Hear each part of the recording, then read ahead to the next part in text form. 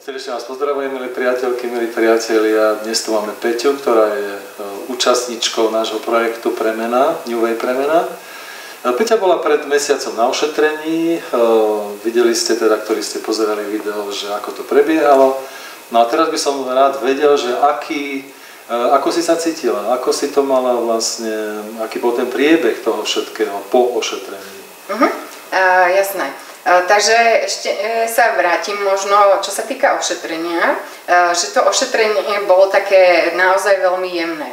Ja som čakala na prvýkrát, že to bude nejaké to napravenie, že to bude silnejšie, ale bolo to veľmi jemné a vlastne myslela som si, keď som odchádzala, že sa nič také významné neudialo, ale Zdenko, ty si povedal, že no, po ošetrení budem akože taká unavenejšia a že môže tam takéto niečo byť. No, taká silnejšia reakcia. Lebo ja zvyknem hovoriť tým ľuďom, oni sa niektorí teda stále čakajú, že kedy začne napravať a už končíme, pretože to je tak jemné a také minimazívne, v podstate ja nenaprávam, ale ja to uhlujem a nejakým spôsobom určujem ten postup toho všetkého, tak ako ste videli na tom videu vlastne s Peťou. A to sa deje Petinou vlastnou energiou, pretože energia nejaká tam musí byť. Takže toto sa udialo, ty si odišla domov a teraz nasledovalo čo?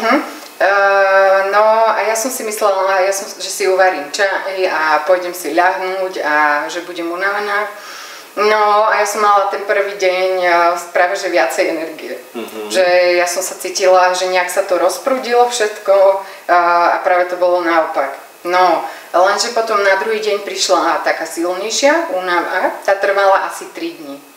Mala si sa aj svalovicu, svalovú horúčku? Áno, cítila som, ako keby som fakt bola behať alebo bicyklovať, alebo... Na dlhú trať, akože to bolo ako keby preťažené. To sa deje preto, lebo tam samozrejme sa menia pozície kosti, ja si to meriam veľmi precízne. Tie kosti zmenia pozíciu a svaly zaberajú inak, to znamená, každým krokom tá svalová práca tam je a keďže to je nová pozícia, tak sa to preťaží a ide to do takéhoto stavu, do takejto únavy, takže preto sa to deje. A čo som si ešte všimla, že bolo také fakt zaujímavé, že keď som vlastne chodila iba po byte, tak som cítila, že tá moja chôdza je nejaká iná. Že som úplne, že inak našlapujem. Dúfam, že lepšie, hej? Áno, lepšie, ale bola to vlastne zmena, na ktorú ja som nebola zvyknutá, hej? Že bolo to niečo nové. No a tieto príznaky boli asi tak 3-4 dní, takto, že som to naozaj cítila. Mala si aj teplotu nejakú, občas niekto má? Nie, necítila som. Teplotu vôbec. Bola tam akurát tá svalovica, ako svalovica. Taká únava tých svalov. Aj spala si? Spala som potom veľmi dobre. Veľmi dobre, ale myslím aj cez deň si spala? Iba tak som ležala. Iba trošku, lebo niekto teraz, nedávno to boli také dve panie z okolností, boli za sebou a obidve hovorili, že spali nielen 3 noci, ale aj 3 dní. A hovorí, tá jedna manžel sa na mňa chodil dívať, či žije. Lebo spala. Ten organizmus potrebuje jednoducho vypnúť, aby sa mohol dať dokopy. Takže u teba to ale nebolo. Dobre, ako s tvojimi, mala si potiaže s krčnou chrbticou, s krížami a nejaké bolesti, nejaký diskomfort, ako toto sa za ten mesiac vlastne... Čiže áno, ono po odoznení tej svalovice alebo tej reakcie som pocítila práve že takú úľavu, že som bola veľmi uvoľnená. A čo sa týka tej krčnej chrbtice, tak vlastne aj priateľ mi povedal, že mi ten hrb vidno už oveľa menej. Že je to teda aj viditeľné, že nie je to len môj pocit, ale naozaj to je inak. Dobre, tie kríže, tam ešte s krížami si mala niečo? To sa tiež akože veľmi zlepšilo, že tam povolilo, že... Ešte to cítiš, ale ešte to cítiš, tak následuje ďalšie ošetrenie, ako súčasť premeny je ďalšie ošetrenie, kde to znovu budeme robiť. Mala si po covide vlastne, kde sa ti to všetko spustilo, mala si problém veľký s dýchaním, ako s tým dýchaním? No tak tam to pomohlo teda akože fakt veľmi, pretože zrazu sa mi ako keby otvoril ten hrudný kôž. Hej, že tam bolo niečo ozaj v tých rebrách zablokované, ako si mi to ponapraval, tak tam došlo k takému, že ozaj to dýchanie, ako keby sa mi zväčšili plúca. Hej, to znamená, oni ti diagnostikovali ti lekári astmu. Máš pocit, že si astmatička teraz ešte?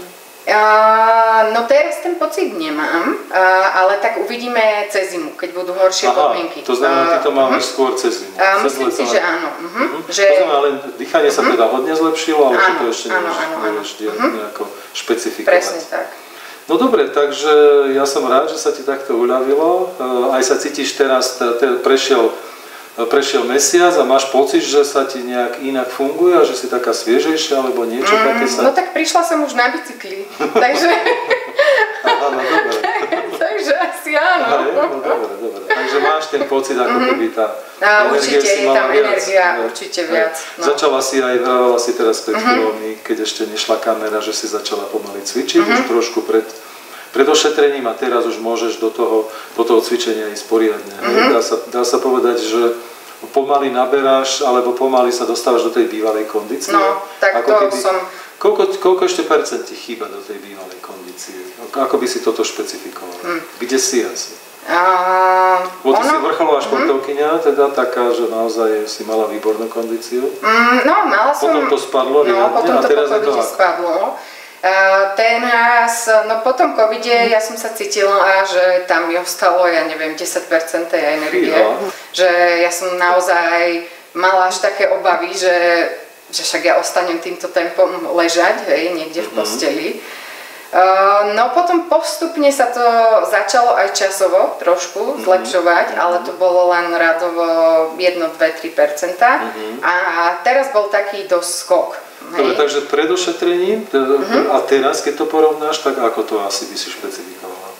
Vieš, ťažko povedať, že presne. Hej, no tak že... nemusí vidieť celkom presne, no ale tak plus minus, že... Ale ja si myslím, že teraz som niekde, že to, čo by som chcela dosiahnuť, tak teraz som v polovici, hej? Že sme tam dali tú prvú polovicu a ešte mi chýba tá druhá polovica do toho úplného, že by som mohla ísť niekde liesť, alebo do nejakých vysokých kopcov, alebo tak. Tak by som do ťažkých podmienok ešte by si netrúfala.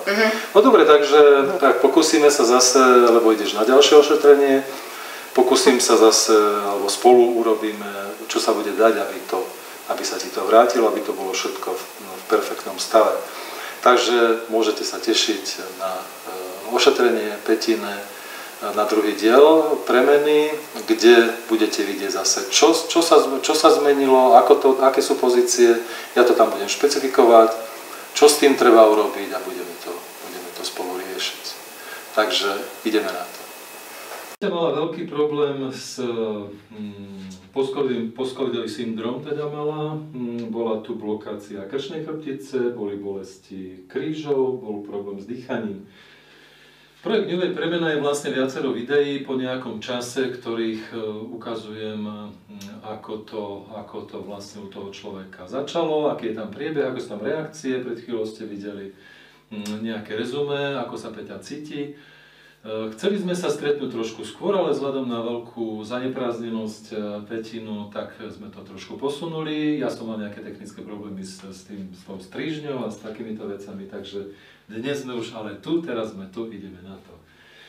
Takže Peťa, vravala si mi pred chvíľočkou, že krčná chrbtica, ktorá nebola dobrá, tak teraz ju cítiš oveľa lepšie. No, tam je asi najvýraznejšie zlepšenie. Aj teda ten priateľ si vravala, že ti to pozeral a ten hrb hormonálny, vlastne tu, keď je hrča, tu vzadu, tu na krku, tak to sa volá vdovský hrb alebo hormonálny hrb a je to znakom toho, že v stavce C7, okolo C7 sú blokácie a potom to zapuchne.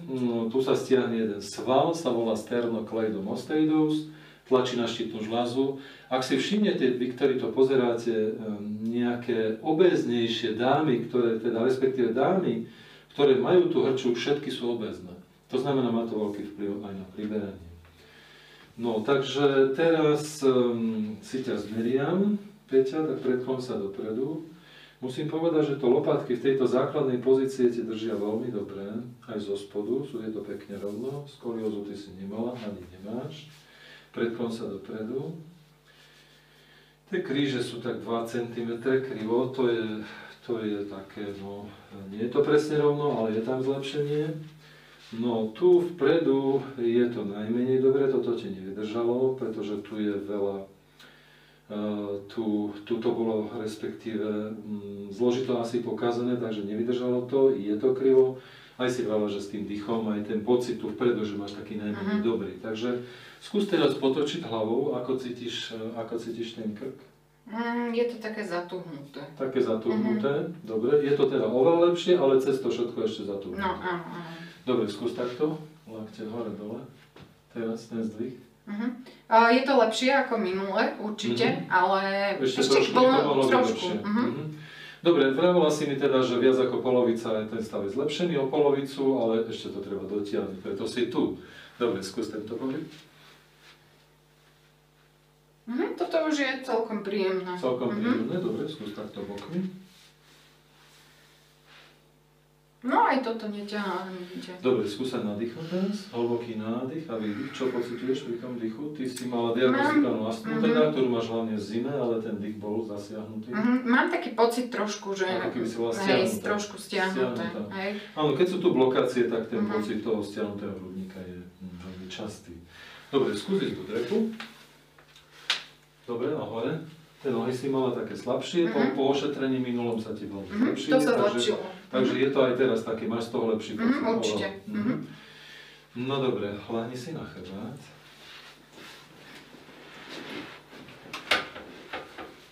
Toto máš, dobre. Daj si ruky za krk.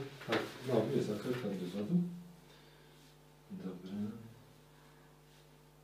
Toto je trošku mimo. Dobre, daj vedľa seba. Každému kontrolujem atlas, takže aj Peti tu, ale ten atlas trošku doprava, ako keby bol. Tak ja si to píšem. Hľadni si na brucho. A každému kontrolujem aj stavec L5, pretože ten je tak veľmi často mimo správnej pozície, že som si uvážil, že ho každému budem kontrolovať. Tu vyzerá, že je dobre. Dobre, zdvihni hore pánvu. Keď zdvihne pánvu, vidíte na tom zábere, že tie prsty sú krivo, takže je tu nejaká funkčná blokácia. Tak zase ja to nastimulujem, určím postupnosť, ako by to malo ísť a petinou vlastnou energiou sa to bude celé opravovať. Teraz tie stavce a tie rebra sa vracajú do správnych pozícií, ja to cítim pod rukami, ako sa to deje. Tu je cítiť, že obličky nie sú v optimálnej kondícii, je to taká energetická odozva. Dobre, zase zdvihneš hore pánvu a teraz, ako vidíte, už tie prsty sú rovno, takže to sa pekne vrátilo naspäť. Dobre, daj sa na chrbát. Pokrč si nohu, daj si ju k sebe, neťahá ťa nič teraz? Nič? Nie. Dobre, teraz. Toto? Neťahá. Dobre. Nadýchni sa ešte. Pri nádychu niekedy hrudný kôž ho vytočí, ale teraz nie, to je dobre. Dobre, poď sa postaviť. Trochu nie. Predklon sa dopredu. Tu tá základná pozícia lopatiek bola dobré, ale pri iných pozíciách to nebude optimálne, pretože to by bolo samozrejme veľmi také jednoduché, alebo také trošku zázračné, keby všetko ostalo na mieste. Takže základná pozícia áno, ale už pri rotáciách, napríklad pri tejto rotácii, už ten palec vychádza dohora, to znamená v tých dynamických pozíciách sa ukazuje, že to nesedí všetko tak, ako by malo.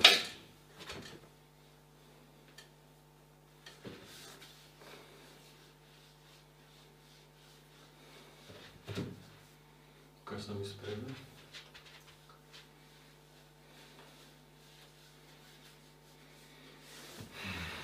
No. Dobre, daj si takto ruky. Dobre, naspäť. Dobre, nadýchni sa. Pri nádychu trošku zdvihne tento pravý palec hore, dobre, dýchaj, spokojne. Takže tu je nejaká chybička krásy ešte. Tu bolo jedno rebro, nesprávne, zase sa nadýchni. Už ten palec nedvíha. Dobre, skús teraz ten dých, či je taký istý ako na začiatku? Je to uvoľnenejšie. Dobre, takže daj ruky dopredu, prepáš pred seba. Daj takto teraz hore a otočíš sa, nohy ostanú na mieste, otočíš sa do strany. Do druhej strany.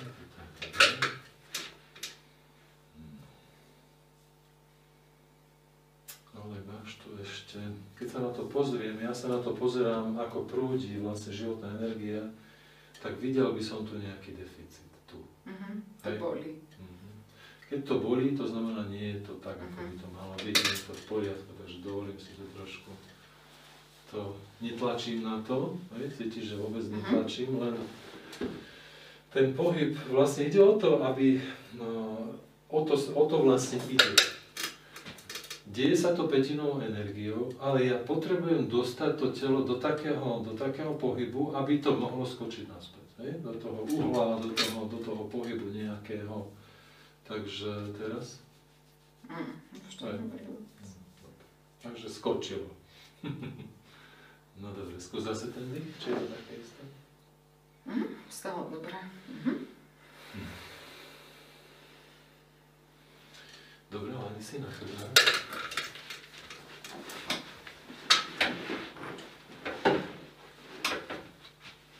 Takisto vnútorné orgány sa potrebujú usporiadať do optimálnych pozícií. Nie, že by ich nemala dobré, ale oni sa ešte takýmto spôsobom preusporiadajú trošku a bude to také uvoľnejšie. Ide o to, že aby tá energia životná, ktorá vstupuje cez mozgové bunky do tohto tela, mala voľný priebeh, aby tu bol kruhový pohyb od mozgu ku končekom prstov a naspäť. A aby to celé bolo také živé a také dobre energetizované.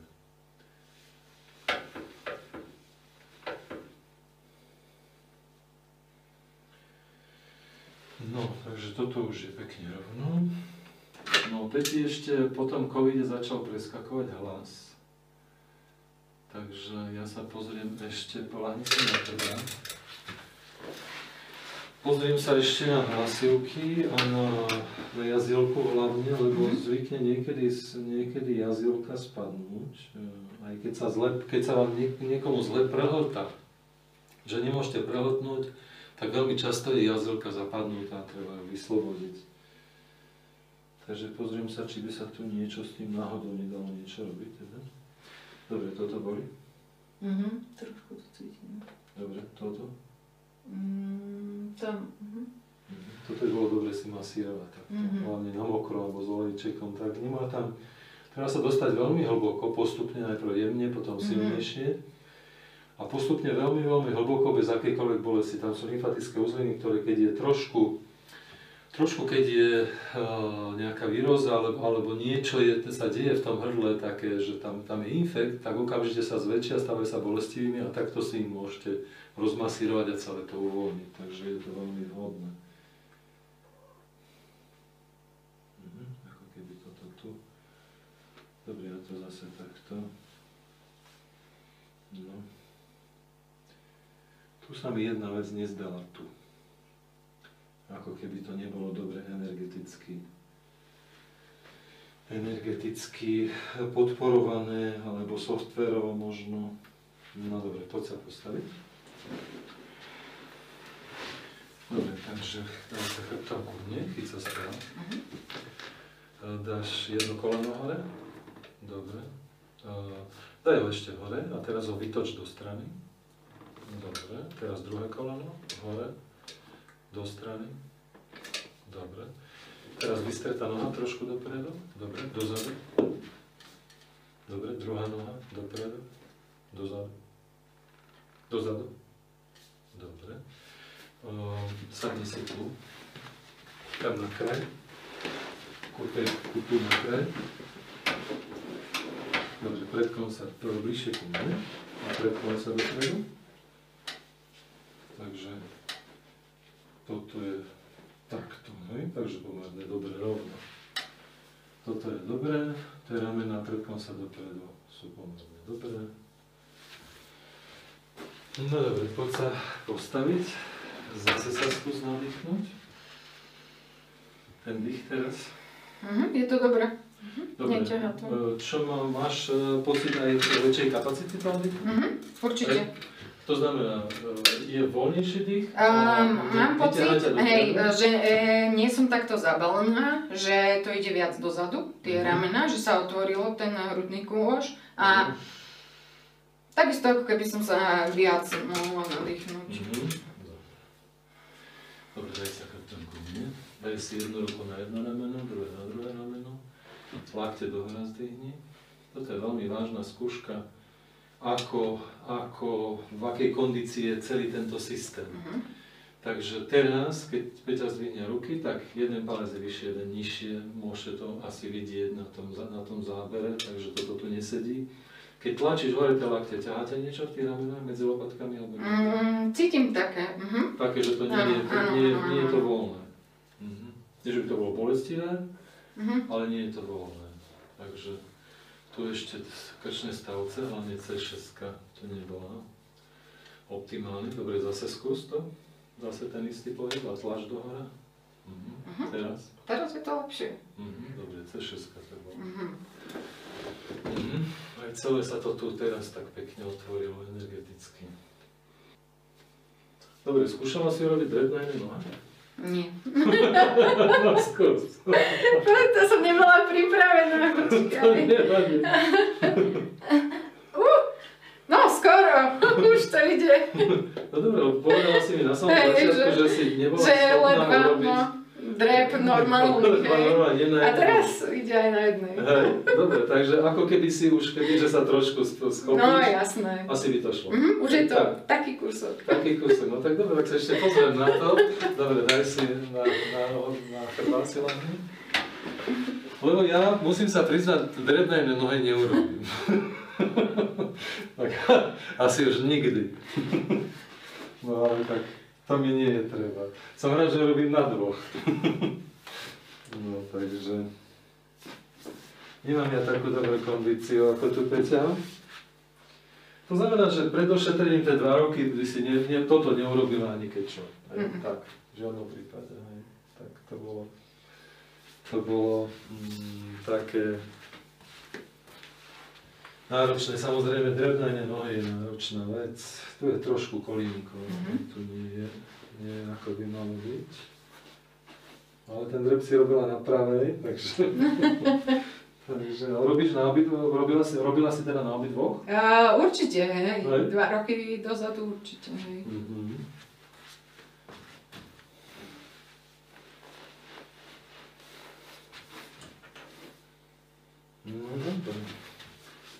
No dobre, poď skúsiť, trošku ti to tam tak ako, no poď skúsiť, ešte môže sa tak jemne prichytiť, aby si mala rovnováhu, ak potrebuješ. Tak počkaj, dám na dvoch.